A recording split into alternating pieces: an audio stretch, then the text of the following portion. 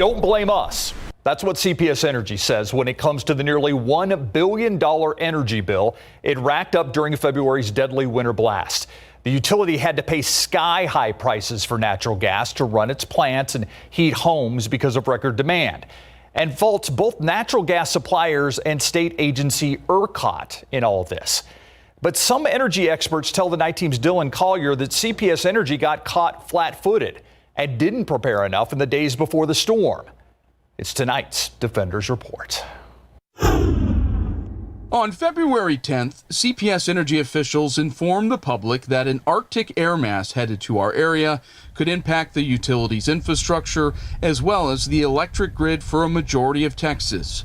But with the price of natural gas increasing but not yet spiking, CPS records show that same day its units of gas purchased actually went down. Multiple energy experts who spoke both on and off the record with the Defenders in recent weeks said CPS was caught exposed, both in its long-term projections for how much fuel could be needed to heat homes and provide power to its plants, and in its energy preparations days ahead of the storm. Well, certainly there are a number of utilities and retail electricity providers that were not appropriately hedged. Ed Hurst is the energy fellow at the University of Houston. He says you can add CPS to the list of energy companies that failed to undertake appropriate risk management. Oh, absolutely. They were caught flat-footed. I'm sure they didn't expect the market to go this way, but it did. Were there protections that could have ameliorated this exposure? Probably so. A lawsuit filed by CPS last month that accuses two natural gas providers of price gouging during the freeze shows the utility was forced to sign contracts for fuel that was marked up more than 192 times what the price had been just a few days earlier.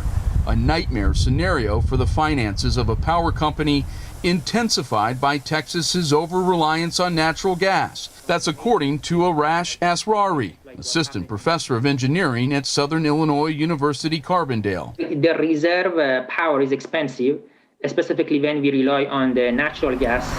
CPS officials declined repeated requests from us to interview interim vice president of energy supply and market operations Kevin Paulo and president and CEO Paula Gold-Williams. We are always trying to buy natural gas. Last month said the utility's natural gas bill from the nearly week-long storm was still fluctuating, but would likely end up just under $700 million after removing contracts for fuel that was purchased but never delivered. Compare CPS's dilemma to what happened to the city of Austin's public utility. According to early estimates, Austin Energy actually made more than $50 million during the storm by selling excess power. Gold-Williams attributed the discrepancy of hundreds of millions of bucks to CPS's size in Austin's smaller customer base. Our community consumes much more in terms of the commodity of fuel as well as the power. Lots of people made money. Lots of people lost money. I'm afraid the consumer, also known as the taxpayer in this state, is on the hook for billions of dollars. For the Defenders, Dylan Collier, KSAT 12 News. CPS Energy officials have asked courts to drastically reduce how much they owe for power bought during the storm. Lawsuits against ERCOT and some of the utility's natural gas suppliers are pending. Two of those suppliers said last week in court filings that CPS Energy is trying to divert attention from its own poor risk management. A spokeswoman says CPS and its customers had record or near record natural gas usage for 8 days straight in February. Paula Gold-Williams said during a board meeting last week that CPS is currently about 5 billion cubic feet of storage space for natural gas. That's what they have. But they're looking into possibly expanding that to 12 billion.